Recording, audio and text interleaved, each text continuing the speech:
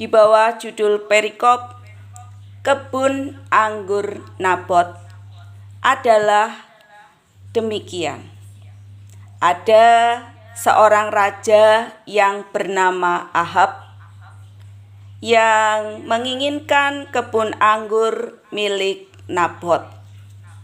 Kemudian Ahab menawarkan sejumlah uang untuk dapat membeli kebun anggur itu.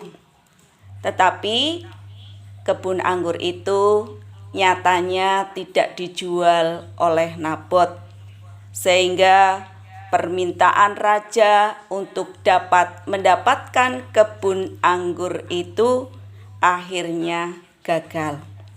Dan yang terjadi kemudian disebutkan dalam ayat yang kedua, berkatalah Ahab kepada Nabot, berikanlah kepadaku kebun anggur itu. Seterusnya diulang di ayat yang keempat. Lalu masuklah Ahab ke dalam istananya dengan kesal hati dan gusar karena perkataan yang dikatakan Nabot orang Israel itu kepadanya, tidak akan kuberikan kepadamu milik pusaka nenek moyangku. Maka berbaringlah ia di tempat tidurnya dan menelungkupkan mukanya dan tidak mau makan. Menurut saya, Ahab ini terlalu kekanak-kanakan. Dia terlalu lebay, atau dia terlalu mendramatisir sebuah keadaan. Bukankah kalau dipikir Raja Ahab ini sudah mempunyai segalanya, tetapi dia masih saja merasa kurang dengan semua yang sudah dimilikinya, sehingga bermaksud untuk memiliki kebun anggur milik Nabot. Padahal tadi dikatakan dalam bacaan yang kita baca bahwa kebun itu adalah milik pusaka nenek moyangnya. Jadi tidak mungkin Nabot akan menjualnya. Dia pasti akan menjaganya, dan karena tanah itu adalah milik pusaka dari nenek moyangnya, dia akan berjuang sedemikian rupa agar tanah itu tetap menjadi miliknya. Tetapi Raja Ahab dikatakan tidak mau tahu. Saudaraku yang dikasihi Tuhan, dari bacaan kita pada pagi hari ini, kita akan mendapatkan gambaran. Yang pertama, bahwa orang tidak pernah ada rasa puas. Seperti Raja Ahab, dia sudah punya segalanya, masih tidak puas, bahkan terus berusaha untuk merebut hak milik orang lain. Saudaraku yang dikasihi Tuhan, berhati-hatilah dengan keserakahan. Berhati-hatilah dengan ketamakan.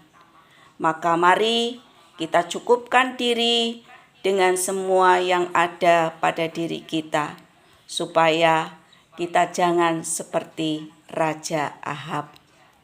Selanjutnya, dari bacaan yang kita baca pada pagi hari ini, kita mendapat pengajaran bahwa seorang raja atau seorang penguasa, apakah memang harus mendapatkan semuanya? Bukankah menjadi seorang pemimpin, bukankah menjadi seorang raja seyogyanya mau melayani rakyatnya? Tugasnya mengayomi rakyat, bukan mengambil apa yang dimiliki oleh rakyatnya. Tetapi dalam perikop pada pagi hari ini justru sebaliknya. Raja Ahab merasa karena dia seorang raja, maka dia berhak mendapatkan semuanya. Ironisnya, tanah pusaka Nabot itu akan diambil hanya untuk dijadikan kebun sayur. Hal ini sangat ironis. Hal yang berharga bagi orang lain diambil, dirampas hanya demi sebuah hobi atau sebuah kesukaan saja. Hanya ingin dijadikan kebun sayur saja. Saudaraku yang dikasihi Tuhan, dalam hidup ini kita diingatkan bahwa tidak semua yang menjadi keinginan kita harus terpenuhi. Selanjutnya, dari bacaan yang kita baca pada pagi hari ini, kita mendapatkan pengajaran bahwa pertanyaan untuk apa ketika kita mendapat sesuatu yang kita inginkan, tetapi kita harus mengorbankan orang lain. Tetapi semuanya ini kita kembalikan kepada diri kita sendiri.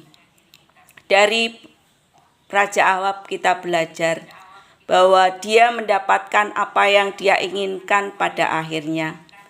Dia pada akhirnya diceritakan mendapatkan kebun anggur Nabot yang memang diinginkannya, yang adalah milik pusaka nenek moyangnya, dengan cara yang sangat kejam, dengan cara yang sangat licik, dan tadi dikatakan dia melakukan semuanya itu, mendapatkan semuanya itu dengan dibantu oleh Isabel, istrinya.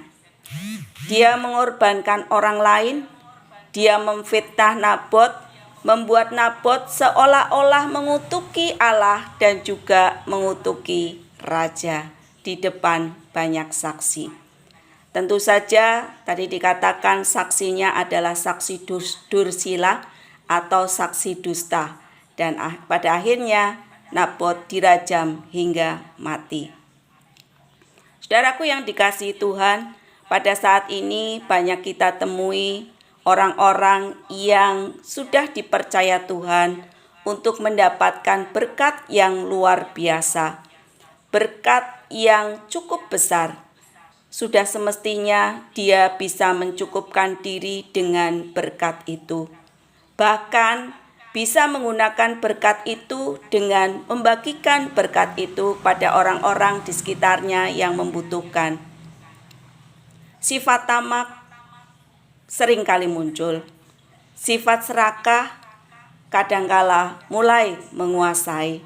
Lalu kemudian merasa tidak puas, menginginkan lebih banyak, dan lebih banyak lagi. Dan cara untuk menambah kekayaannya seringkali dengan mengorbankan orang lain. Biasanya orang seperti itu akan bertindak semena-mena dengan kekuatannya. Dia akan bertindak semena-mena dengan kekuasaan yang dimilikinya. Dan akhirnya orang lain akan dirugikan. Jangan pernah Tuhan menutup mata dengan hal ini. Ingatlah, segala yang kita tabur pada saatnya nanti akan kita tuai. Sehingga sebelum itu semua terjadi, maka firman Tuhan pagi ini mengingatkan kita untuk selalu menghormati hak-hak dari orang lain. Saudaraku yang dikasihi Tuhan, bacaan kita pada pagi hari ini merupakan pengajaran panggilan reflektif untuk kita semua memeriksa hati kita, bertobat dari keserakahan, bertobat dari ketamakan, dan berkomitmen pada keadilan. Cerita tentang kebun anggur Nabot dan masa Prapaskah pada saat ini yang sedang kita jalani sama-sama menekankan sebuah pertobatan, keadilan, dan juga pelepasan dari semua keinginan daging. Kisah Ahab yang sudah merampas kebun anggur milik Nabot melalui tipu daya dari istrinya yang bernama Isabel menggambarkan sebuah dosa, ketamakan, keserakahan, dan juga ketidakadilan.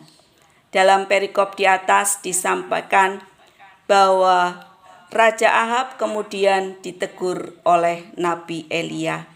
Ahab dipanggil untuk bertobat, berkabung, dan berpuasa. Berpuasa dan merendahkan diri merupakan sebuah esensi dari pertobatan yang seharusnya kita juga lakukan di dalam kita menjalani masa prapaskah pada saat ini. Demikian juga masa prapaskah adalah sebuah waktu untuk kita bisa merefleksikan diri, merenungkan, mengendalikan keinginan diri, dan juga bersyukur atas semua berkat Tuhan yang sudah kita terima. Saudaraku yang dikasihi Tuhan, kisah kebun anggur Nakbot menegaskan bahwa mungkin keadilan manusia bisa dibeli, tetapi keadilan dari Tuhan tidak pernah bisa disuap. Mari kita hidup takut kepada Tuhan dengan mencukupkan diri dengan apa yang sudah Tuhan anugerahkan kepada kita. Menjadi sebuah refleksi dan perenungan bagi kita di masa prapaskah ini bahwa Tuhan akan melihat semua ketidakadilan dan Tuhan akan menuntut kebenaran serta selalu mengingatkan kita untuk selalu bersyukur. Amin. Kemuliaan kepada Tuhan. Mari kita sambut berkat dari Tuhan ini dengan menaikkan pujian.